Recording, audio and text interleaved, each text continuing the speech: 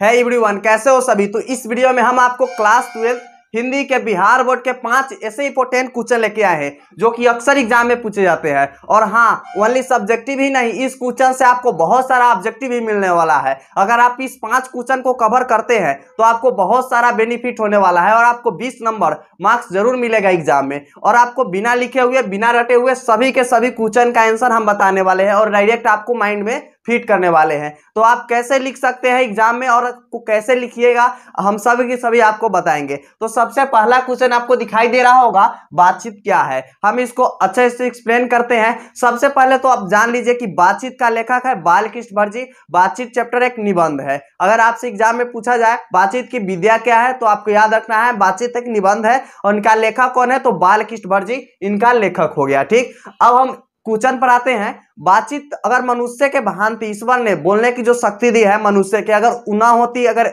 मनुष्य में, तो हम नहीं जानते कि गूंगी सृष्टि का क्या हाल होता और सभी लोग लुंज पुंज माने कोने में बैठा दिए गए होते। और हाँ, अगर आपको बातचीत करते हैं, जब हम लोग किसी को अपने आप में बात करते देखते हैं, चाहे अकेले अकेले बोलते हुए देखते हैं, तो हम लोग नहीं कहते कि वो पागल है, अपने आप में बात करती है। लेकिन बातचीत करने के लिए बालकृष्ण भट्ट जी बताते हैं कि कम से कम 2 व्यक्तियों का होना बहुत ही जरूरी है। अगर आपको किसी से बात करना है तो आपको 2 व्यक्तियों के होना बहुत ही जरूरी है, तभी आप उसके सामने कोई बात रख सकते हैं और आप उसका बात अपने अंदर ले सकते हैं। और बातचीत से मन चित्त और हल्का हो जाता है। यानी कहने का मतलब, अगर किसी को बातचीत करने का आदत पड़ जाता है तो खाना भी त्याग देते हैं, हर काम को त्याग कर वह सिर्फ बात करना चाहते हैं। जिस तरह से आपको प्रेमी को प्रेमिका के प्रति, कितने भी पढ़े लिखे नहीं हो लेकिन अपने प्रेमिका के प्रति हमेशा बात करना चाहते हैं। और इसमें हाँ, बातचीत चैप्टर में 2 व्यक्ति हैं, बेन जॉनसन और एडिसन।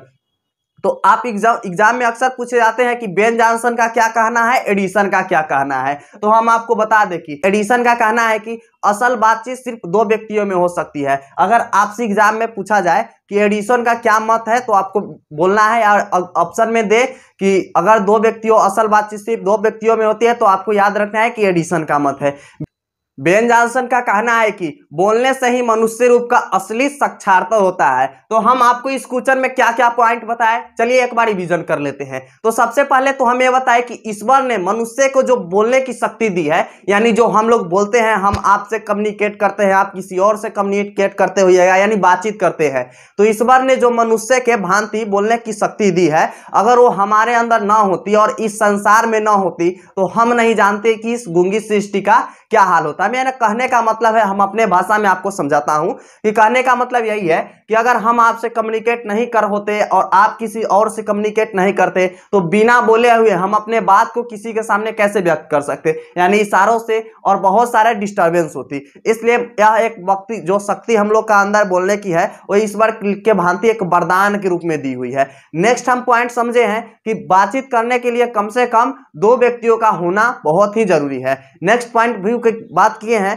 कि अगर कोई व्यक्ति अकेले अकेले में बात करता है, अगर आप उसके सामने कोई व्यक्ति ना हो और वो अकेले अकेले में बात करता है तो उसे हम पागल कहते हैं। ठीक, और बेन जॉनसन को एडिसन का क्या मत है हमने ये समझा था। तो बेन जॉनसन का कहना है कि बोलने से ही मनुष्य रूप का असली साक्षात्कार होता है और एडिसन का कहना है कि असल बातचीत सिर्फ 2 व्यक्तियों में हो सकती है। नेक्स्ट हम लोग समझेंगे यूरोप में क्या है, यूरोप के लोगों में बात करने का क्या हुनर है। तो यूरोप के लोगों में बात करने का हुनर आर्ट ऑफ कन्वेंशन है। अगर आपसे एग्जाम में ऑब्जेक्टिव में पूछा जाए आर्ट ऑफ कन्वेंशन क्या है तो आपको याद रखना है कि यूरोप में जो बोला जाता है, यूरोप के लोगों में बोलने की जो हुनर है उसको हम आर्ट ऑफ कन्वेंशन कहते हैं। तो हाँ, बातचीत, इस क्वेश्चन आपको बुक में नहीं मिलेगा, बुक में आपको कहीं भी बातचीत क्या है नहीं मिलेगा। अगर आपसे ऑब्जेक्टिव में पूछा जाए तो मिल सकता है, लेकिन सब्जेक्टिव में आपको बातचीत क्या है नहीं मिलेगा। हम आपको अपने अकॉर्डिंग क्वेश्चन बनाए हैं और आपको पूरा के पूरा बुक थोड़ा ही देर में निचोड़ के रख दिए, यानी कि सभी के सभी हम आपको बहुत कम समय में बहुत बढ़िया तरीका समझा दिए होंगे। अगर आप नहीं समझे तो एक बार रिपीटेशन कर लीजिएगा, बहुत हम इजी तरीका से आपको बता दिए। और आप एग्जाम में बहुत सारा ऑब्जेक्टिव, बहुत सारे सब्जेक्टिव पूछते हैं तो आप जरूर एग्जाम में आपको से आएगा तो आप जरूर लिख पाइएगा वहां पे। नेक्स्ट क्वेश्चन समझते हैं, मालती कौन है। मालती कौन है, तो सबसे पहले तो हम समझ लेते हैं कि रोज कहानी आपने पढ़ा होगा अब से पढ़ा होगा। अगर नहीं पढ़े हैं तो चैनल पर है, जाके पढ़ लीजिएगा। ठीक, तो रोज कहानी जब उसमें पढ़े होंगे तो उसमें रोज में कौन कौन सा है कैरेक्टर, तो फर्स्ट है मालती, महेश्वर, टीटी और लेखक है। ठीक, उसमें 4-5 है कैरेक्टर, चार कैरेक्टर है, टीटी, मालती और महेश्वर एक लेखक है। तो मालती कौन है? तो मालती सबसे पहले आप जान लीजिए कि मालती महेश्वर के पत्नी है। महेश्वर कौन है? तो महेश्वर मालती के पति है और लेखक मालती के दूर के रिश्ते का कोई लगता है, ठीक। और मालती के पास एक लड़का है जिसका नाम क्या है? टीटी। अगर आपसे एग्जाम में पूछा जाए मालती के बेटे का नाम क्या है, तो आपको याद रखना है टीटी है मालती के बेटे के नाम। नेक्स्ट है महेश्वर मालती के पत्नी के नाम है। एग्जाम में अगर आपसे पूछा जाए कि महेश्वर के पत्नी का नाम क्या है, तो आपको याद रखना है मालती है, ठीक। लेखक जाते हैं मालती के घर और मालती रोज कहानी के प्रमुख पात्र है, आप इस तरह से लिखिएगा। तो हम आपको तो व्यू पॉइंट तो आपको बता दिए, लेकिन आपको लिखने का तरीका नहीं बताए। तो सबसे पहले लिखना है कि मालती रोज कहानी के प्रमुख पात्र है, जो एक मालती के पति के नाम महेश्वर है और मालती के एक बेटे है जिसका नाम टीटी है। मालती लेखक के मालती दूर के रिश्ते का कोई लगता है और मालती का जैसा पहले बचपन में जीवन था उस तरह से नहीं है। अगर आप चाहते हैं कि इसका हम बहुत कम समय में समरी आपको दे, तो आप जरूर कमेंट में लिखकर बताइएगा। और महेश्वर क्या था आप जरूर लिख के बताइए कि महेश्वर मालती के जो पति था वो क्या था। अगर आप जानते होंगे तो बहुत बढ़िया बात है, अगर नहीं जानते हैं तो एक दूसरे सबको हेल्प कर देगा।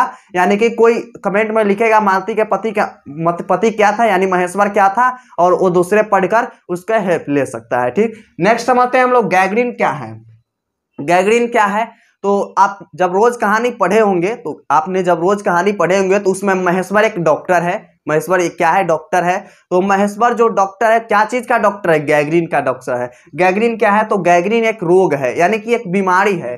गैगरीन एक बीमारी है जो कांटे को चुभने से हो जाता है। अगर कांटा, मान लीजिए कि अगर पैर में कोई कांटा चुभ गया तो उसके कारण हो जाता है गैगरीन नामक बीमारी, ठीक। और गैगरीन जब हो जाता है तो जो अंग में होता है ना गैगरीन, उसको काट के हटाया जाता है। जो अंग में गैगरीन होता है उसको काट के हटाया जाता है। तो महेश्वर जो है गैगरीन का डॉक्टर है, जो कि गैगरीन नामक रोग को इलाज करता है और वो ऑपरेशन करता है और उस अंग को काट के हटाता है। बहुत ही रोज कहानी बहुत इंटरेस्टिंग चैप्टर है और आपको हम कर देते एक्सप्लेन, लेकिन आपको बहुत कम समय में बढ़िया कंटेंट देना है, इसलिए अभी हम एक्सप्लेन नहीं कर पाएंगे, ठीक। नेक्स्ट है अर्धनारीश्वर क्या है। अर्धनारीश्वर क्या है? अर्धनारीश्वर चैप्टर से अक्सर एग्जाम में बहुत सारे क्वेश्चन पूछे जाते हैं और बहुत ही इंटरेस्टिंग चैप्टर है, आप ये भी पढ़िएगा जरूर। रोज एक कहानी है, आपको याद रखना है, रोज एक कहानी है, ठीक। अर्धनारीश्वर क्या है? तो अर्धनारीश्वर का लेखक है रामधारी सिंह दिनकर जी। हम आपको इसको ट्रिक से कैसे याद कराए थे? अर्धनारीश्वर, इसमें ईश्वर आ रहा है, आप यहां से वो देखिएगा तो आपको ईश्वर दिखाई दे रहा होगा, ठीक। अर्धनारीश्वर में आपको ईश्वर दिखाई दे रहा होगा। तो जब अर्धनारीश्वर, राम भगवान क्या है? राम भगवान क्या है आप कमेंट करके जरूर बताइएगा। तो राम भगवान एक ईश्वर है, यानी भगवान है। तो ईश्वर आते ही आपको याद रखना है रामधारी सिंह दिनकर जी, ठीक। याद हो गया होगा, रामधारी सिंह दिनकर जी याद हो गया होगा, ठीक। तो अर्धनारीश्वर को हम एक्सप्लेन करते हैं। अर्धनारीश्वर में यहाँ आपको दिखाई दे रहा होगा अर्ध। अर्ध क्या है? अर्ध, अर्ध के मतलब क्या होता है? आधा होता है। क्या होता है? आधा। आधा नारी आधा ईश्वर, आधा नारी आधा ईश्वर, उसी को हम बोलते हैं अर्धनारीश्वर। तो अर्धनारीश्वर चैप्टर में शंकर जी को कल्पित रूप का वर्णन किया गया है।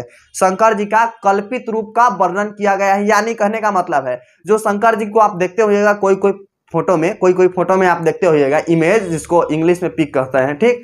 आधा आपको दिखाएगा, एक हाथ में डमरू लिए रहते हैं तो एक हाथ में चूड़ी पहने रहते हैं, एक बगल कपड़ा आती मिर्गा का छाल रहता है तो एक तरफ साड़ी रहती है, अलकत से पैर लाल रहता है तो एक तरफ मिर्गा के छाल से ढका हुआ होता है। इस तरह से आप देख सकते हैं उनका पीक में। तो अर्धनारीश्वर चैप्टर के लेखक रामधारी सिंह दिनकर जी है और उसमें शंकर जी का कल्पित रूप का वर्णन किया गया है, आपको जैसा कि हम समझा दिए, ठीक।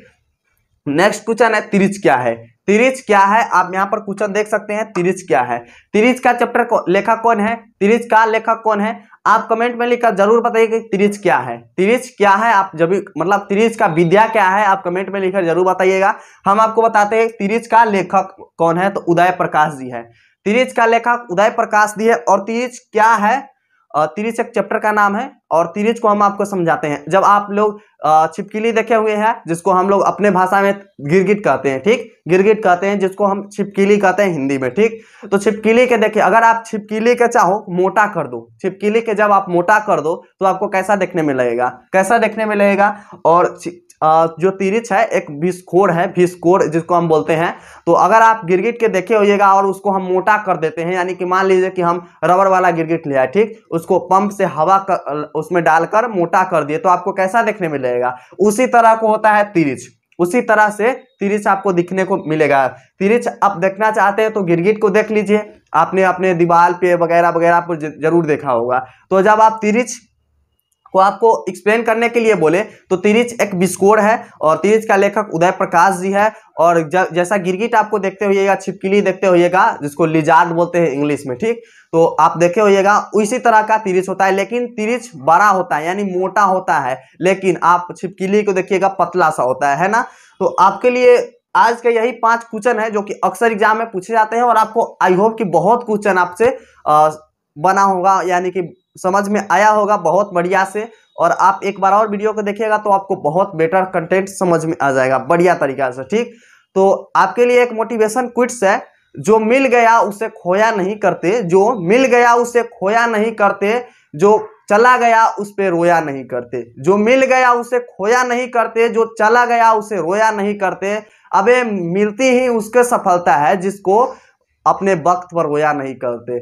मिलती है उसके सफलता, मिलती है उसके सफलता जो अपने वक्त पे रोया नहीं करते। तो फिर मिलते हैं नेक्स्ट वीडियो में, तब तक के लिए बाय बाय स्टूडेंट।